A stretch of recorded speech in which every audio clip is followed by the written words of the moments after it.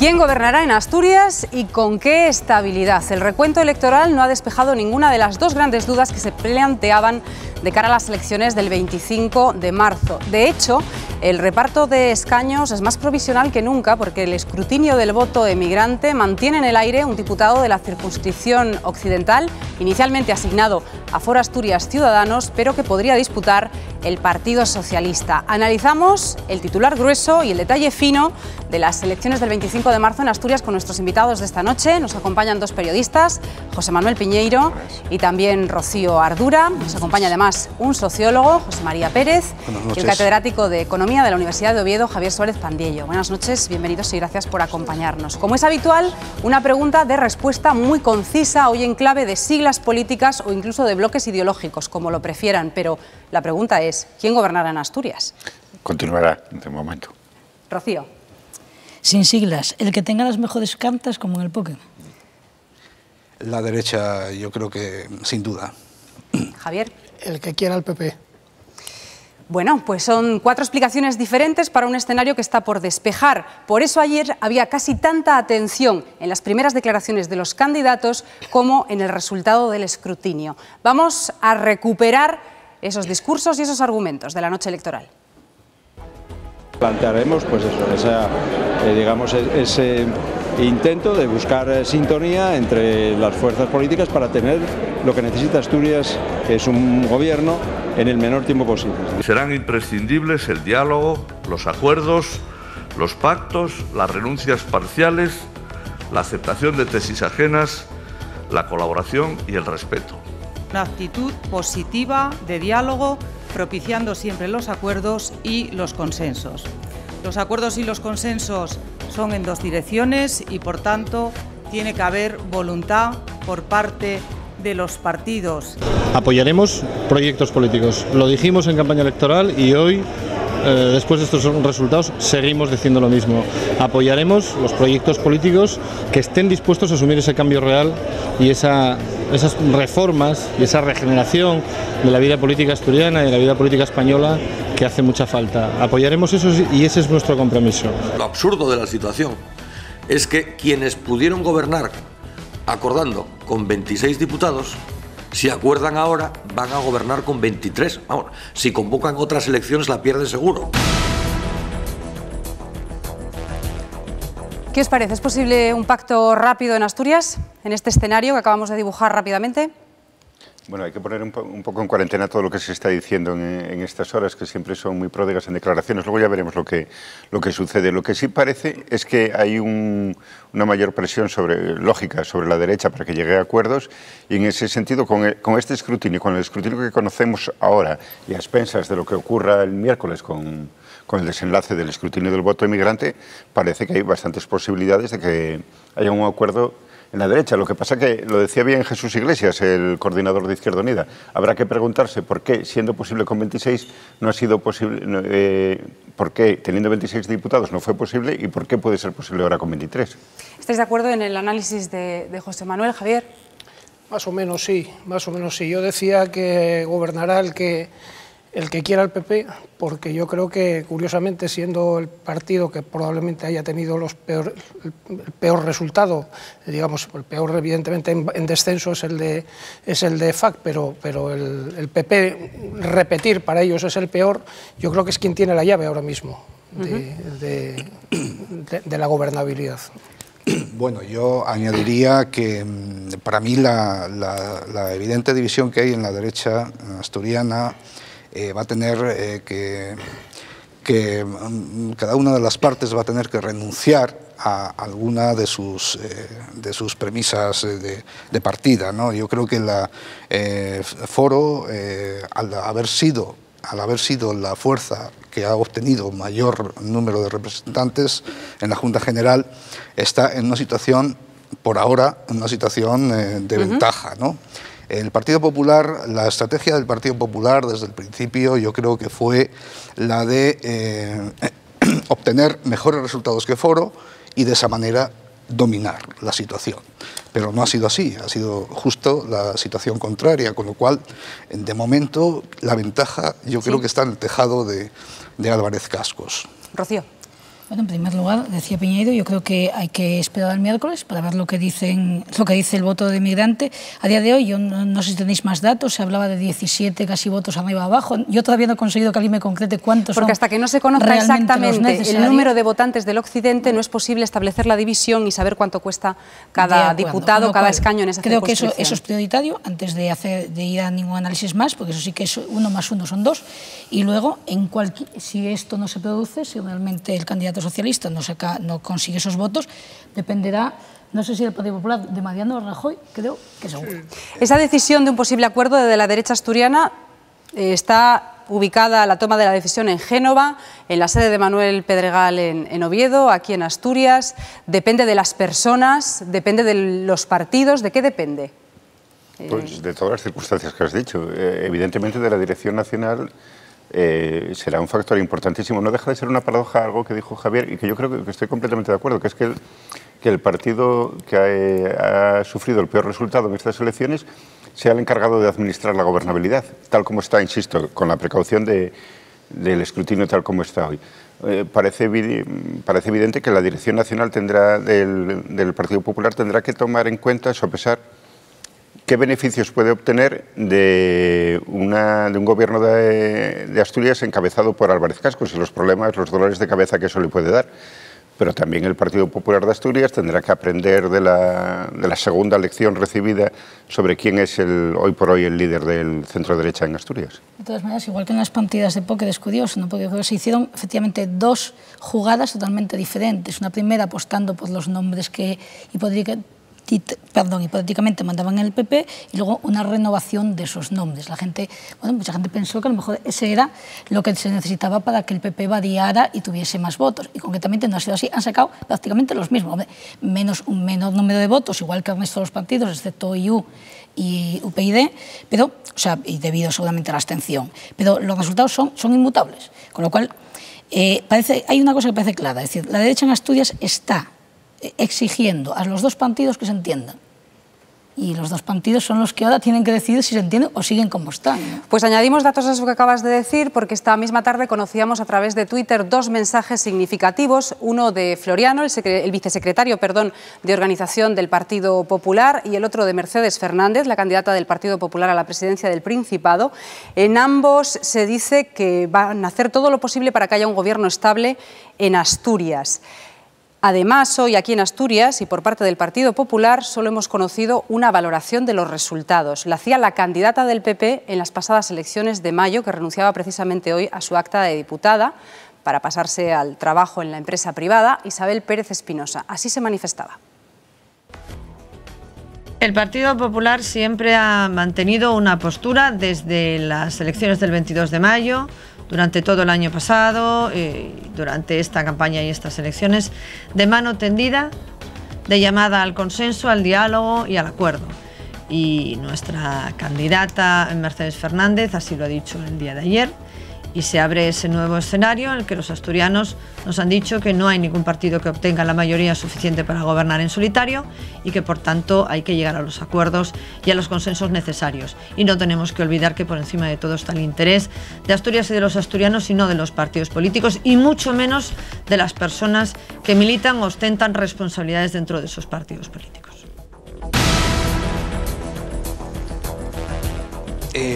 Bueno, yo creo que el Partido Popular está dando la suficiente cantidad de mensajes como para pensar que efectivamente el Partido Popular está haciendo todo lo posible por alcanzar un acuerdo con su otra parte, ¿no? También pienso una cosa, yo creo que el Partido Popular, la estrategia del Partido Popular era, como ya dije antes, obtener mejores resultados que Foro. No lo ha conseguido, pero por debajo, y yo creo que a nivel de Madrid incluso, ¿sí? Se están dando ya, antes de las elecciones, se estaban dando ya pasos para llegar a un entendimiento. Creo que las declaraciones que hemos escuchado ayer, después de saber los resultados electorales, y las que estamos escuchando a lo largo de hoy, apuntan en esa dirección. Es decir, hay ya una base De todas formas, esas declaraciones no están dirigidas a nadie en particular, ni a unas siglas en particular, y los mensajes se han cuidado mucho a la hora de no hacer esa inclusión en los mensajes. La última palabra puede ser que la tenga el presidente del Partido Popular, Mariano Rajoy. ¿Creéis que puede aceptar ahora, 10 meses después, un pacto entre el Partido Popular de Asturias y Foro Asturias Ciudadanos? Yo lo que creo que el Partido Popular no puede presentarse ahora mismo como un partido negado al acuerdo. Ahora mismo el Partido Popular tendrá que defender el acuerdo hasta que el acuerdo sea posible o imposible. Lo que no va a decir ahora, por eso digo que todas estas declaraciones hay que ponerlas un poco en cuarentena, porque el Partido Popular no va a salir diciendo ahora estoy en contra del acuerdo, estoy en contra del entendimiento, tendrá que decir que va a hacer todo lo posible, luego ya veremos si es posible o no es posible, si hay razones suficientes que justifiquen o no justifiquen la falta de acuerdo. En todo caso, yo creo que lo que están, todos los mensajes que hemos oído hasta ahora del Partido Popular, incluido este último de Isabel Pérez Espinosa, hablan de apoyo a la gobernabilidad, pero no han dicho nada todavía, aparte de pura retórica, nada concreto de con quién, de a quién le van a garantizar la gobernabilidad. Y garantizar la gobernabilidad puede significar tanto llegar a un acuerdo que diríamos natural con su partener, que sería Foro, como simplemente con una abstención dejar hacer y apoyar puntualmente a un gobierno de otra parte y en su caso estar haciendo oposición durante toda la legislatura. Pero no se sobreentiende que el mensaje de estabilidad va dirigido a Foro. Bueno, se puede no sé, yo a mí me dejó muy descolocado, por ejemplo, ayer la intervención de la secretaria general de María Dolores de Cospedal, que hizo una intervención un tanto extraña en la que hablaba de quiénes habían... Nosotros tenemos muy claro quiénes han subido, quiénes han bajado, quiénes no sé qué más, con lo cual no sé muy bien qué es lo que Porque el Partido Popular había decir, ¿no? subido un punto en porcentaje de voto con respecto al mes de mayo, pero precisamente María Dolores de Cospedal hablaba ayer de hablar con fuerzas de todo tipo. Claro, pues por eso es por lo que estoy diciendo yo que hasta ahora de los mensajes del Partido Popular son crípticos, es decir, no está claro cuál es la manera que van a elegir para garantizar esa gobernabilidad. Máxime cuando yo creo que, claro, está muy bien retóricamente decir que lo importante es Asturias y no los partidos, pero claro, si lo importante es Asturias, hubo mucho tiempo para haber hecho este pacto anteriormente. Y yo creo que más bien lo que están pensando es a medio plazo, ¿qué le espera al Partido Popular? ¿Qué es lo que el Partido Popular, donde el Partido Popular como partido puede ganar más, digamos, con qué actitud o con qué... En Asturias, sea como sea, una renovación yo creo que profunda y completa.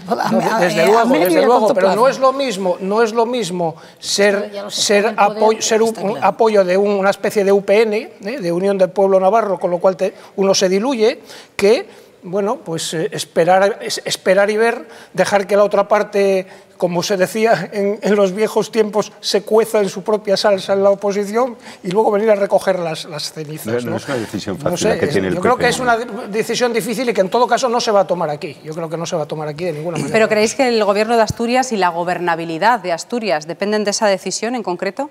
Hoy por hoy. Yo creo que con este escrutinio sí. Yo creo que el peso está decantándose hacia ese acuerdo, ¿no?, entre las dos fuerzas conservadoras. A mí me parece de momento, quiero decir que puede ocurrir, puede haber sorpresas, como que Javier Fernández, el PSOE, reciba un escaño más con el recuento, después del recuento del voto emigrante, y entonces evidentemente estaríamos en otro escenario. Voy a introducir dos variables en ese escenario complejo que nos han dejado las elecciones del 25 de marzo. Una de esas variables es noticia de última hora de esta tarde, lo hemos visto a través de TPA Noticias. Javier Fernández ya tiene fecha para reunirse con el líder de Izquierda Unida, con Jesús Iglesias, será el miércoles, y a partir de ahí ha anunciado que lo hará con el resto de las fuerzas políticas. Rosa Díez ha recibido a los candidatos de UPyD, tanto de Andalucía como de Asturias, hoy en Madrid, y ha dicho que cree que debe defender el gobierno, presentarse al gobierno, la lista más votada en ambos casos, tanto en Andalucía como aquí en Asturias, la lista más votada es la del Partido Socialista, pero Rosa Díez habla también de gobierno de concentración. Análisis de ese escenario. Bueno, de todas maneras no es lo mismo Asturias para ella que pero Andalucía. se refería obviamente en cualquier no tiene la misma caso representatividad, ¿no? Que se llegase a un acuerdo conjunto con uno de los dos grandes partidos. Eso es no, gobierno de planteamiento. concentración. No habla de acuerdos de UPyD con uno de los grandes partidos. Habla de un gobierno de concentración que a nivel estándar se entiende de por sí no me suenan bien. Vale, de por sí no me suenan bien. Otra cosa es que digas, oye, un acuerdo puntual, pues eso, para aprobar unos presupuestos, para abstenerse en una votación. Eso es una posibilidad, porque claro, además estás hablando de un partido que en Asturias va a tener un diputado, en el mejor de los casos, con lo cual un diputado que, si va con uno de los grandes, siempre corre el riesgo de diluirse enormemente en él. Es decir, siempre es mucho mejor estar quizá al margen, conseguir la proyección que le dan los medios, puede estar, puede oponerse, puede votar unas veces sí, puede votar otras veces no, pero eso ya dependerá del planteamiento de cada uno. La proyección va a depender en muy buena medida de si es decisivo o no es decisivo. Por supuesto. Eso lo cambia todo. En Andalucía no es irrelevante, en Asturias obviamente. Por cierto, antes de continuar voy a corregir un dato, porque en Andalucía la lista más votada evidentemente es la del Partido Popular, la de Javier Arenas. Pero estábamos hablando de esa posibilidad que ha empezado a flotar hoy en el ambiente y que ha lanzado Rosa Díez desde Madrid, que es la del gobierno de concentración. También se ha dicho otra cosa llamativa, cuando menos, y ha sido Alberto Núñez Feijóo, el presidente de la Xunta de Galicia. Ha hablado de refundación del centro en Asturias. ¿Qué os parece, Javier? Del centro, refundación del centro. Textualmente esas son las palabras. Bueno, yo no tengo nada que decir sobre esto, es decir, él sabrá. Él sabrá. Es evidente que los resultados que han salido ayer para su partido han sido muy malos. Han cambiado de cabeza de cartel y la cabeza de cartel no ha mejorado los resultados de lo anterior. Por lo tanto, yo creo que los resultados objetivamente han sido muy malos. Ellos aspiraban a estar por encima, como decía José María antes, por encima de Foro y no lo han conseguido. Por segunda vez. Luego algo tendrán que hacer, no sé si refundarse, pero algo tendrán que hacer, ¿no? Yo,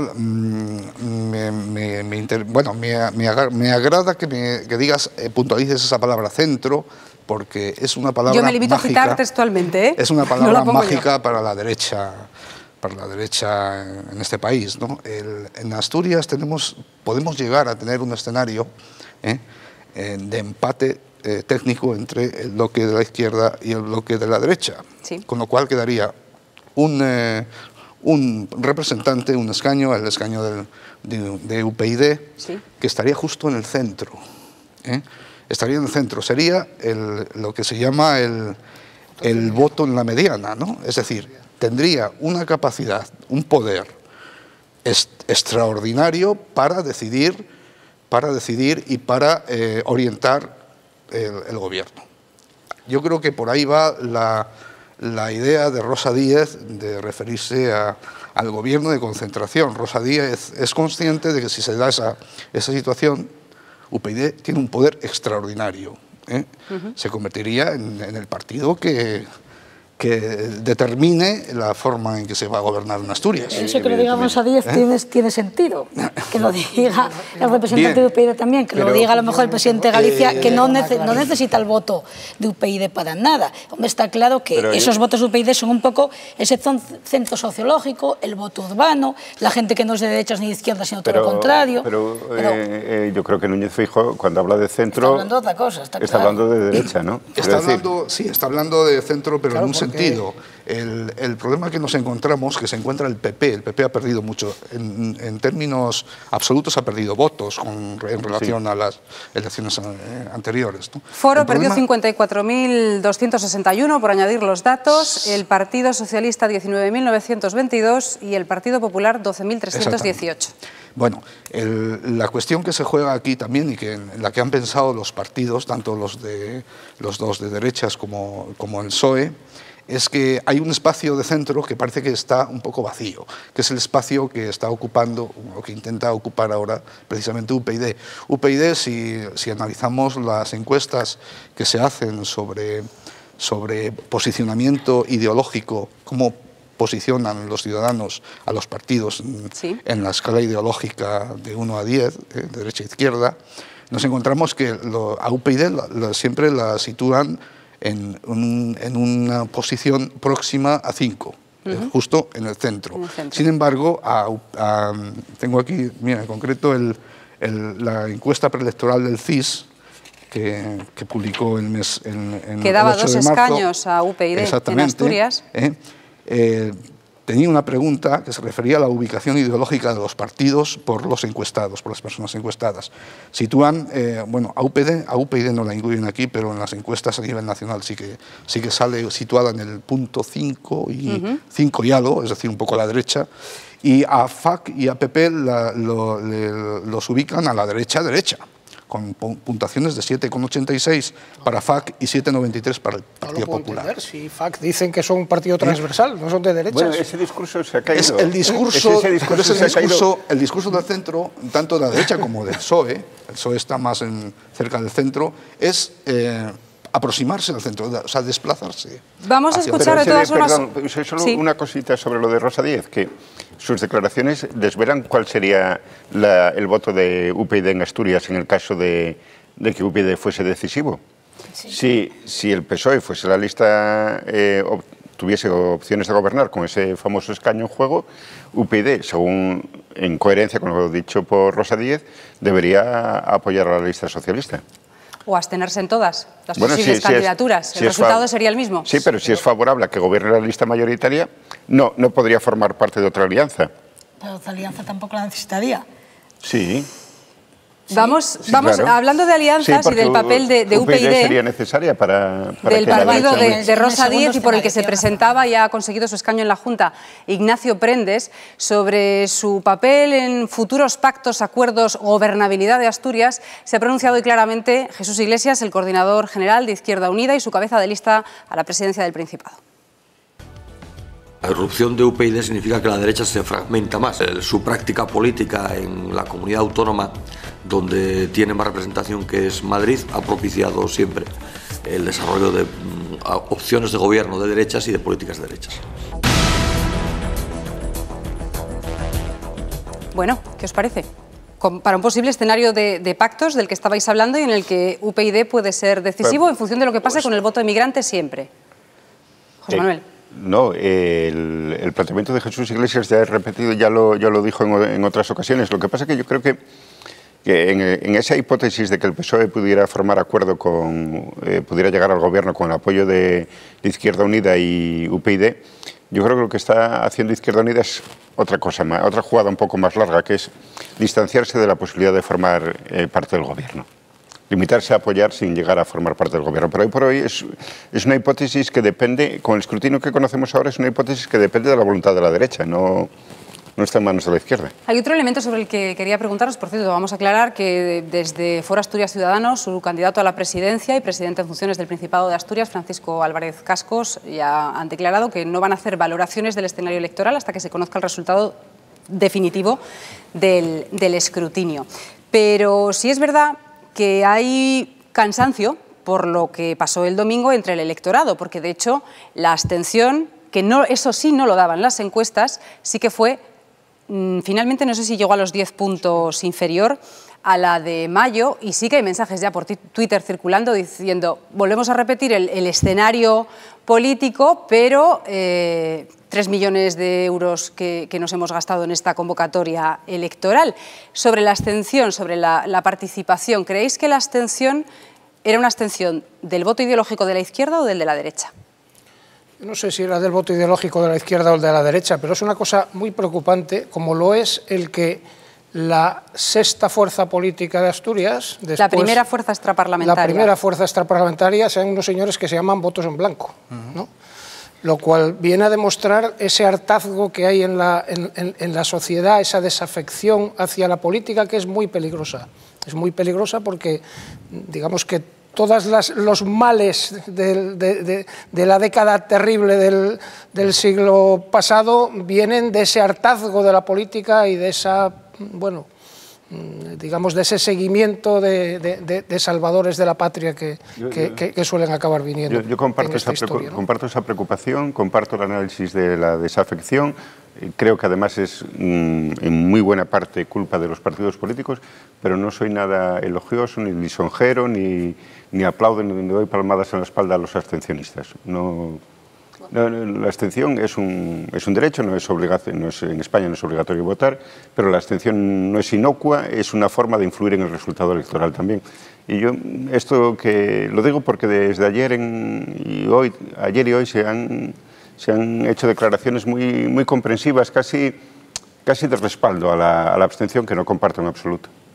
De todas formas, hay dos fenómenos. Uno es el de la abstención y otro es el de votar escaños en blanco, que era otra de las candidaturas que se presentaba a las elecciones y que se ha convertido en la sexta más votada en Asturias. La primera, como decíamos, extraparlamentaria, la primera que no ha conseguido representación. En Asturias, Piñeiro, siempre que se habla de acudir a las urnas, bueno, siempre parece que se apoya al partido más votado, que tradicionalmente se dice que ir a votar siempre beneficia más al PSOE que a la derecha, ¿no? Es decir, y a lo mejor en ese sentido parte de los análisis pueden ir en esa línea. Yo sencillamente creo que sí que hay una gran parte del electorado, y me parece tremendo, no me parece, tiene razón, es decir, nada de decir, oye, que genial que la gente se queda en casa, todo lo contrario, pero es que la gente está muy saturada y sabe que sus problemas, es decir, el hecho de saber que hoy estamos igual que la semana pasada, a mí me parece una decepción tremenda, pero es que cualquier persona que todos los días, por eso tiene que subir la persiana de su establecimiento, tiene la misma decepción.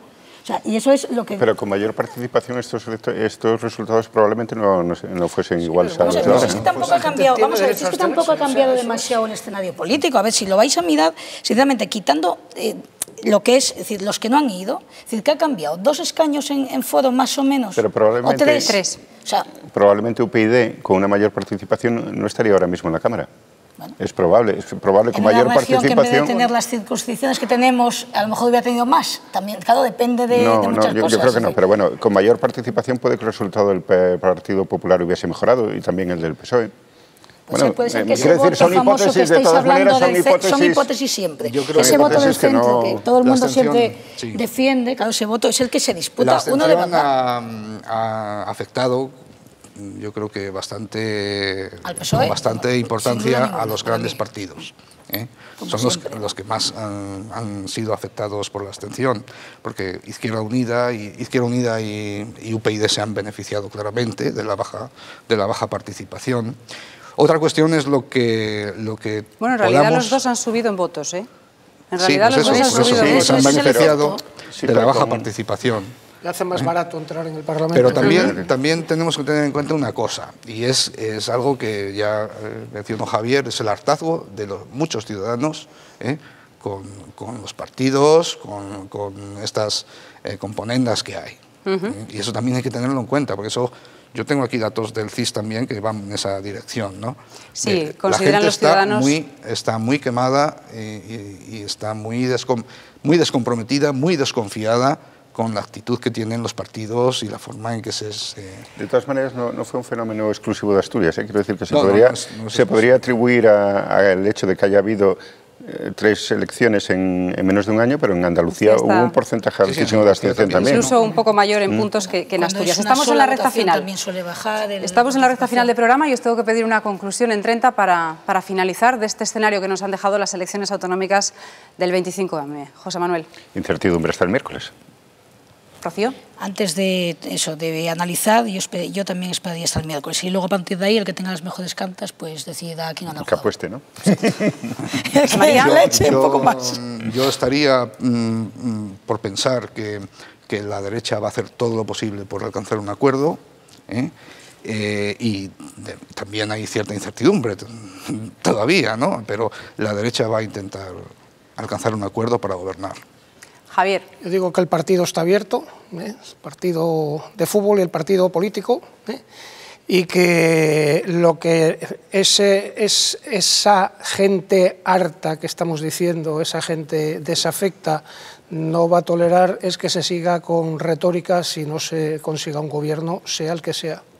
Pues de lo que suceda en los próximos días seguiremos dándoles buena cuenta en los servicios informativos de RTPA y seguiremos analizándolo también en este debate en 30.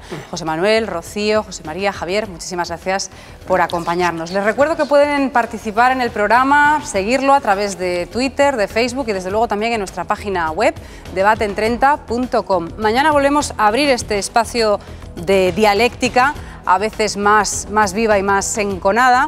Mañana a ver qué tal se nos da, porque hablaremos de la huelga general y lo haremos con los agentes sociales que se sentarán a nuestra mesa. Así que les esperamos a partir de las 9:30 de la noche. Gracias y hasta mañana.